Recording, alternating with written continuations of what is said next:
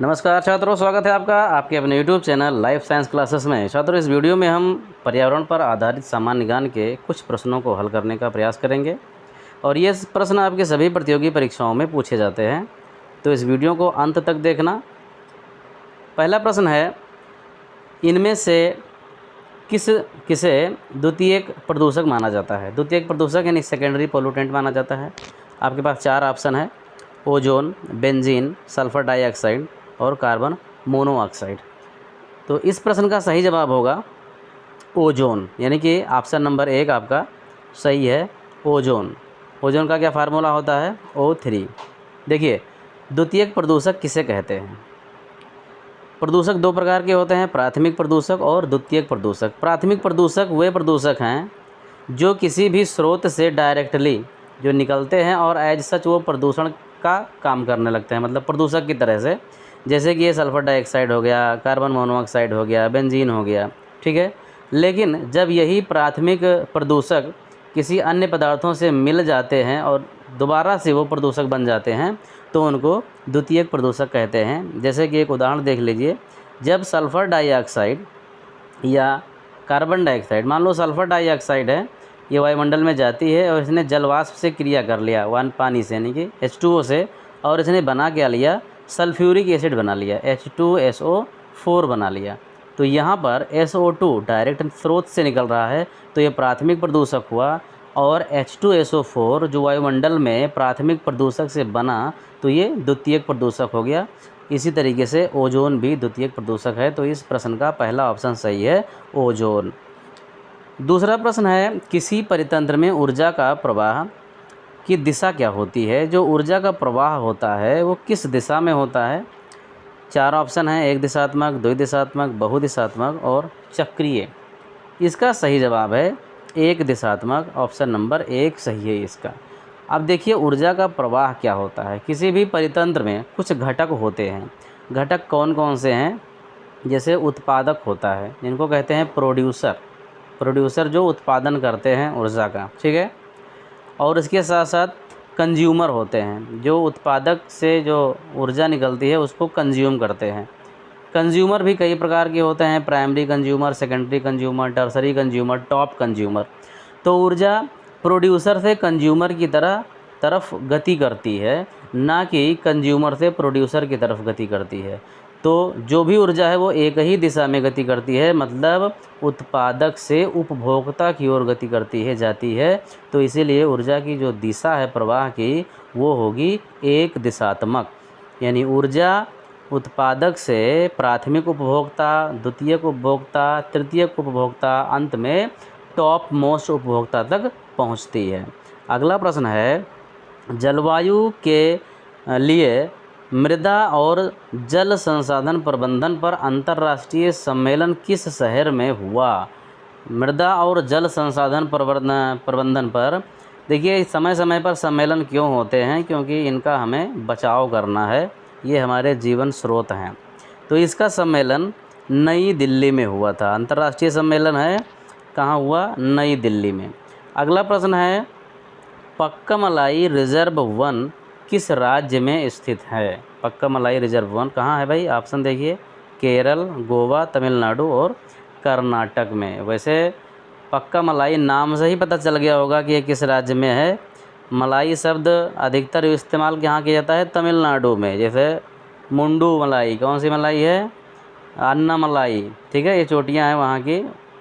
तो पक्कामलाई कहाँ है? तमिलनाडु में है। अगला प्रश्न है, फिश मील का उपयोग व्यापक रूप से किस रूप में किया जाता है? फिश मील का उपयोग, अब बताइए। इसका ऑप्शन है, 4 ऑप्शन है। भोजन के रूप में, मतलब मनुष्यों के भोजन के रूप में, जैव उर्वरक के रूप में, पक्षियों के भोजन के रूप में, या दवा के रूप में किया जाता है। इसका सही जवाब है जैव उर्वरक के रूप में, ऑप्शन नंबर बी। अब हम समझते हैं कि फ़िश मील होता क्या है। फ़िश मील मतलब मछली भोजन, मछली का भोजन। मछली का भोजन का मतलब ये नहीं कि जो मछलियों को खिलाया जाता है, ऐसा जो मछलियों से बनाया जाता है। जब मछली पालन करते हैं तो मछुआरे मछलियों को तालाब से निकालते हैं या किसी वाटर बॉडी से, तो उनमें से कुछ मछलियों को मार्केट में एज ए फूड के रूप में सप्लाई कर देते हैं, ठीक है। जो मछलियाँ अनुपयोगी होती हैं या जो उपयोगी मछलियाँ होती हैं और उनके अनुपयोगी भाग मिलते हैं, जैसे कि उनका गलफड़े हो गए, उनकी फिन्स हो गई, उनके स्केल्स हो गए, वो खाने योग्य नहीं होते हैं। तो अनुपयोगी मछलियाँ और उपयोगी मछलियों के जो खाने योग्य भाग नहीं होते हैं, उनको पीस करके एक फ़िश मील बनाते हैं और इस फ़िश मील को जैव उर्वरक के रूप में यानी कि एक फर्टिलाइज़र के रूप में प्रयोग करते हैं, क्योंकि फ़िश मील में बहुत सारे खनिज लवण पाए जाते हैं जो उर्वरा शक्ति को बढ़ाते हैं और यह रासायनिक उर्वरक की अपेक्षा बहुत अच्छे होते हैं, क्योंकि इनसे किसी भी प्रकार का कोई प्रदूषण नहीं होता है। अगला प्रश्न है, किस पारिस्थितिक तंत्र में जैव भार का पिरामिड उल्टा होता है? जैव भार का पिरामिड कैसा होता है? उल्टा होता है। तालाब का, घास मैदान का या वृक्ष का पिरामिड? तो इसका सही उत्तर है तालाब का पिरामिड। ऑप्शन नंबर 1 इसका सही है, तालाब का पिरामिड। चलिए अब इसको हम समझते हैं तालाब का पिरामिड कैसे होता है। देखिए, पिरामिड आपने सुना होगा, पिरामिड मिस्र में पाया जाता है। कुछ इस तरीके की संरचना होती है, आधार चौड़ा होता है और जैसे जैसे ऊपर की तरफ जाते हैं तो ये संकरा होता चला जाता है। चौड़े होने का मतलब है यहाँ ईंट पत्थर ज़्यादा लगे होंगे, उसके ऊपर कम, उसके ऊपर कम और टॉप पे बहुत कम लगे होंगे। तो अब हम तालाब में देखते हैं किसको? तालाब के घटक को। इसमें उत्पादक होते हैं, उपभोक्ता होते हैं। उपभोक्ता में प्राथमिक, द्वितीयक और तृतीयक उपभोक्ता होते हैं। तो अब इनका भार का अगर क्रम देखा जाए तो उत्पादक होते हैं, उनका भार कम होता है। प्राथमिक उपभोक्ताओं का भार और अधिक होता है, द्वितीयक का और अधिक होता है, तृतीयक उपभोक्ता का थोड़ा और ज़्यादा होता है और जो टॉप उपभोक्ता, जो बड़ी बड़ी मछलियां हैं, उनका भार सबसे अधिक होता है। तो भाई देखो, एक कौन सी संरचना बन गई? पिरामिड ही बन गया, लेकिन ये पिरामिड कैसा बन गया? उल्टा बन गया। कैसा बन गया? उल्टा पिरामिड बन गया। तो ऑप्शन नंबर 6 इसका बिल्कुल सही है। देखिए, अगला प्रश्न है, वन पारिस्थितिक तंत्र को किस श्रेणी में वर्गीकृत किया गया है? भाई पारिस्थितिक तंत्र कई प्रकार के होते हैं, घास का मैदान होता है, वन होता है, समुद्र का होता है, तालाब का होता है, ठीक है। तो यहाँ पर दिए हैं शीतोष्ण वन, उष्णकटिबंधीय वन, शंकुधारी वन या इनमें से सभी। तो इसका जो सही उत्तर है वो है इनमें से सभी, यानी ऑप्शन नंबर डी सही है। आइए समझते हैं क्यों सही है। पूछ रहा है वन पारिस्थितिक तंत्र। देखिए, पारिस्थितिक तंत्र है कौन सा? वन है। तो वन चाहे जैसा हो, चाहे शीतोष्ण हो, उष्णकटिबंधीय हो, टुंड्रा वन हो, टैगा वन हो, शंकुधारी हो, तो ये सब वन ही तो हैं। तो इसलिए इनमें से सभी ऑप्शन सही होगा। चलो अब देखते हैं अगला प्रश्न क्या है। निम्नलिखित में कौन सा प्राकृतिक तटीय आर्द्र भूमि का उदाहरण है? तटीय आर्द्र भूमि का उदाहरण है। ऑप्शन है मुहाना, लैगून, क्रीक या इनमें से सभी। तो इसका जो जवाब होगा वो होगा इनमें से सभी। ऑप्शन नंबर डी सही है इस प्रश्न का। कैसे सही है इसको समझते हैं। तटीय आर्द्र भूमि, तट मतलब क्या होता है? किनारा, यानी कोई वाटर बॉडी है तो उसके किनारे की जो ज़मीन है उसमें नमी पाई जाती है, तो उसको कहते हैं आर्द्र भूमि। तो क्या क्या है जिसमें, जिसकी ज़मीन जो होती है नम होती है, यानी हल्के मृदा उसकी गीली होती है? मुहाना बिल्कुल सही जवाब है, लैगून सही है और क्रीक सही है, यानी कि सब सही है। मुहाना क्या है? जब कोई नदी कहीं से दूर दराज क्षेत्रों से आती है और ये नदी समुद्र में गिरती है, या छोटी नदियाँ आती हैं और वो बड़ी नदियों में गिरती हैं, ठीक है। तो छोटी नदी बड़ी नदी में मिलती है, तो जहाँ पर ये बड़ी नदियाँ आपस में मिलती हैं ये छोटी नदी कोई आ रही है और किसी एक बड़ी नदी में यहाँ पर ये मिल गई, तो इसको कहते हैं मुहाना। जो जंक्शन होता है उसे मुहाना कहते हैं। तो यहाँ पर क्या होगा, जो ज़मीनें होंगी इसकी क्या होंगी?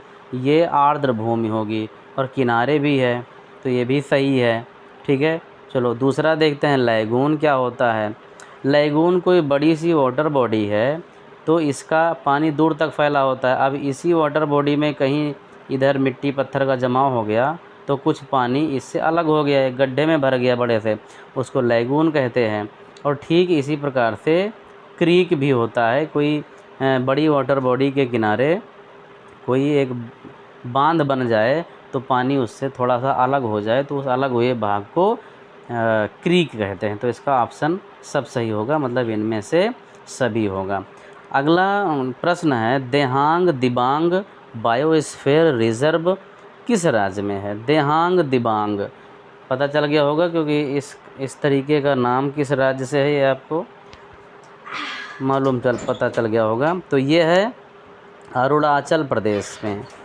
ये बायोस्फीयर रिजर्व कहाँ है? अरुणाचल प्रदेश में। देखिए बायोस्फीयर रिजर्व क्या होता है? जहाँ भी बहुत बड़ा जंगल हो, बहुत सारे प्राकृतिक संसाधन हो, जैव विविधता पाई जाती हो, तो उसका खतरा होता है कि इस पर वन का कटाव हो सकता है, जंगली जानवरों का शिकार हो सकता है। तो भारत सरकार इसको प्रोटेक्ट कर देती है, किसी तरीके से कानून बना करके प्रोटेक्ट कर देती है कि लोगों का हस्तक्षेप इसमें थोड़ा सा कम हो जाए, जिससे यहाँ के वन्य जीव और वन्य पौधे सुरक्षित रहें। वही होता है बायोस्फीयर रिजर्व। तो ये बायोस्फीयर रिजर्व देहांग दिबांग अरुणाचल प्रदेश में है। इस रिजर्व में एक नेशनल पार्क भी है, उसका नाम है मौलिंग नेशनल पार्क। ठीक है, इस बायोस्फीयर रिजर्व में मौलिंग नेशनल पार्क भी है, और ये अरुणाचल प्रदेश के 3 ज़िलों को समेटे हुए है। ठीक है, इसमें कौन कौन से आते हैं? एक तो दिबांग घाटी आ जाती है, एक दिबांग घाटी है, और दूसरा है ऊपरी सियांग और पश्चिमी सियांग आ जाते हैं। ठीक है, अगला प्रश्न है, तंबाकू के संबंध में कौन सा कथन सही है? पहले आप कथन पढ़िए, विकल्प बाद में देखेंगे। देखिए कथन ये है कि तंबाकू के धुएं से कई प्रकार के हानिकारक रसायन उत्पन्न होते हैं। ठीक है, अब इसका विश्लेषण कीजिए, क्या सही है क्या गलत है। दूसरा है, तंबाकू के धुएं से आँख, नाक, गले में जलन होती है। इसके साथ साथ कैंसर का भी खतरा होता है, ब्रोंकाइटिस नामक रोग भी हो जाता है। ठीक है, फेफड़े से संबंधित रोग है ब्रोंकाइटिस। और अस्थमा भी सांस से संबंधित बीमारी है, फेफड़े से संबंधित, जैसी गंभीर बीमारियां हो सकती हैं। ये 2 कथन दिए हुए हैं। अब इन कथनों के बाद में हम विकल्प देखते हैं कि इनमें से कौन सा विकल्प सही है। तो विकल्प नंबर 1 कह रहा है केवल कथन 1 सही है। विकल्प नंबर 1 क्या कह रहा है कि केवल कथन 1 सही है, मतलब पहला वाला ही सही है। चलो दूसरा देखते हैं। विकल्प 2 कह रहा है केवल कथन 2 सही है, मतलब 1 गलत है और दूसरा सही है। तीसरा कथन है दोनों कथन सही है, मतलब 1 और 2 दोनों सही है। और चौथा कह रहा है कि 1 सही है और दूसरा गलत है। 1 सही यानी पहला वाला सही है, दूसरा वाला गलत है। तो आपको बताना है कि इनमें कौन सही होगा ऑप्शन। ठीक है, तो अगर आपने ऑप्शन नंबर सी चुना है, यानी दोनों कथन सही है, तो आपका जवाब बिल्कुल सही है, क्योंकि धुएं से रसायन उत्पन्न होते हैं तंबाकू के धुएं से, और इससे बहुत सारी बीमारियां भी होती है। ठीक है, तंबाकू का धुआं मतलब हम बीड़ी या सिगार जो भी पीते हैं उसमें होता क्या है, तंबाकू उसी के धुएं को हम खींचते हैं, फेफड़े में जाता है और बहुत सारे रोग काज करता है। अगला प्रश्न है, पशु क्रूरता अधिनियम किस वर्ष लागू हुआ? 4 ऑप्शन है, 1965, 1960, 1977 और 1980।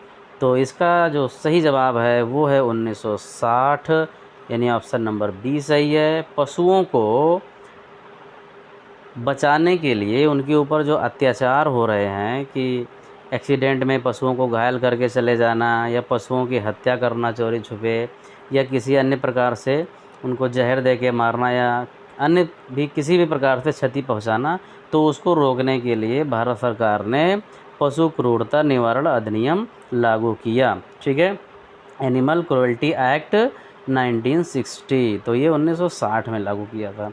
अगला प्रश्न है, हरियाबारा हिरन पार्क किस राज्य में स्थित है? हरियाबारा किस राज्य के किस ज़िले में स्थित है? तो देखिए कौन सा ऑप्शन सही होगा, इसका ऑप्शन नंबर बी सही है। ये बिहार में है, और बिहार के अररिया ज़िले में है, बिहार के अररिया ज़िले में। वीडियो को अंत तक ज़रूर देखना, बहुत इंपॉर्टेंट क्वेश्चन इस वीडियो में है। और आपने हमारे चैनल को सब्सक्राइब नहीं किया है तो कर भी लीजिए, और अभी तक वीडियो नहीं लाइक किया तो लाइक तो ज़रूर करिए। अगला प्रश्न है, IUCN ने रॉयल बंगाल टाइगर को पहली बार कब लुप्त प्राय घोषित किया? तो सबसे पहले हम IUCN का पूरा नाम ही बता दें, इंटरनेशनल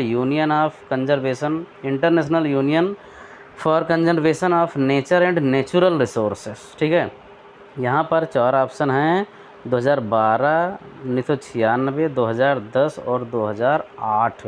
रॉयल बंगाल टाइगर कहाँ है? बंगाल में पाया जाता है ना, बंगाल के सुंदरबन में। सुंदरबन क्या है? विश्व का सबसे बड़ा डेल्टा है जो गंगा और ब्रह्मपुत्र नदियों से बना है।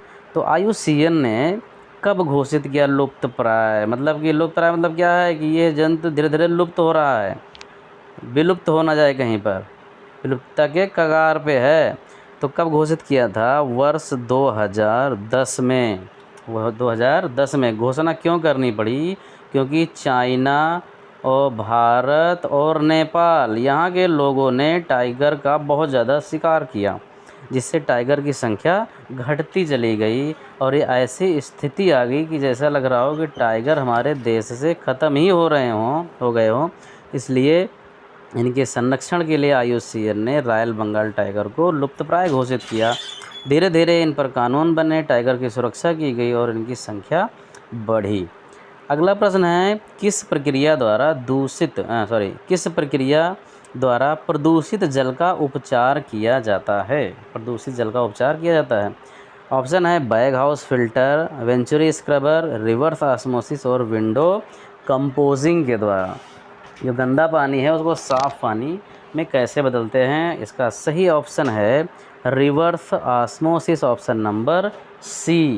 यानी कि जो भी प्रदूषण है जल से वो निकाल दिया जाता है और पानी हो जाता है शुद्ध। घरों में क्या लगता है सबके? कहते हैं शुद्ध पानी पीना है, क्या लगवा लो? RO लगवाओ। RO मतलब रिवर्स ऑस्मोसिस। ठीक है, चलिए देखते हैं अगला प्रश्न क्या है। BOD का अर्थ है BOD। भाई यहाँ पर जितने भी ऑप्शन लिखे हुए हैं लगभग एक दूसरे के समान ही लग रहे हैं। क्या क्या ऑप्शन है? पहला है biological oxygen demand, biological oxidation demand, ध्यान देना इस पर, यहाँ ऑक्सीजन लिखा है, यहाँ ऑक्सीडेशन। बायोकेमिकल ऑक्सीजन डिमांड और बायोटिक ऑक्सीडेशन डिमांड। बताओ भाई कौन सा ऑप्शन BOD का पूरा नाम है यानी अर्थ है? तो इसका जो सही उत्तर है वो है बायोकेमिकल ऑक्सीजन डिमांड, BOD। ठीक है, बहुत ही इम्पोर्टेंट प्रश्न है, ये अक्सर प्रतियोगी परीक्षाओं में पूछा जाता है। चलो हम ये भी बता देते हैं कि ये बायोकेमिकल ऑक्सीजन डिमांड है क्या। देखिए जो वाटर बॉडी होती है, वाटर बॉडी में पानी है, जल में ऑक्सीजन घुली हुई होती है। इसमें बहुत सारे माइक्रोब्स होते हैं जिनको पदार्थों को सड़ाने गलाने के लिए ऑक्सीजन की ज़रूरत पड़ती है। तो जहाँ पर माइक्रोब्स की संख्या अधिक है, यानी यहाँ पर सड़े गले कार्बनिक पदार्थ अधिक मात्रा में है, तो वहाँ पर BOD अधिक होगी, बायोकेमिकल ऑक्सीजन डिमांड अधिक होगी।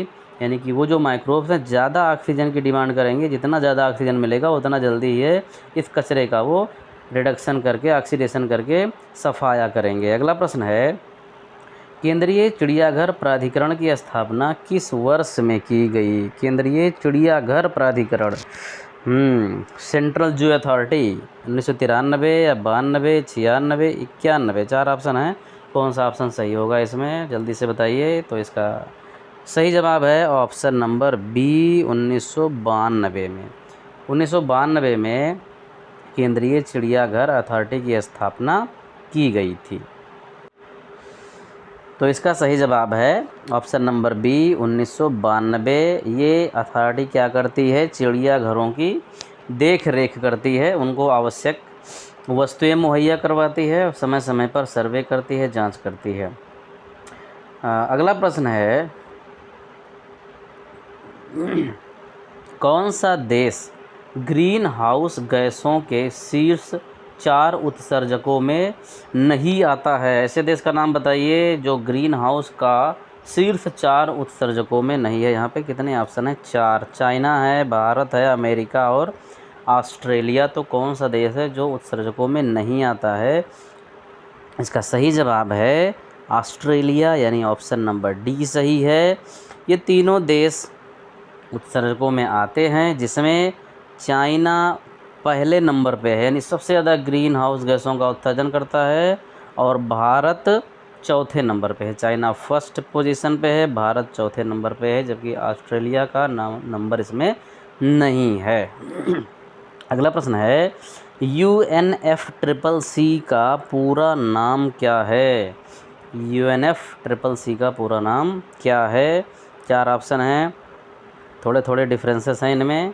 United Nation Framework Convention on Conservation of Climate, United Nation Framework Corporation of Climate Change, United Nation Framework Convention on Climate Change, United Nation Facility for Conservation of Climate Change. तो इसका option सही है option number C, United Nations Framework Convention on Climate Change.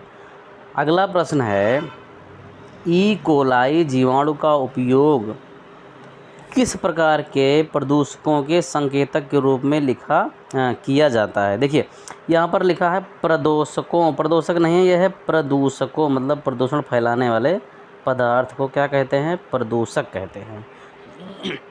तो बताइए कि जो E coli जीवाणु है, नाम सुना होगा ई कोलाई, इसका पूरा नाम है इश्चेरिकिया कोलाई। तो इश्चेरिकिया कोलाई का उपयोग किस प्रकार के प्रदूषक के संकेत के रूप में किया जाता है?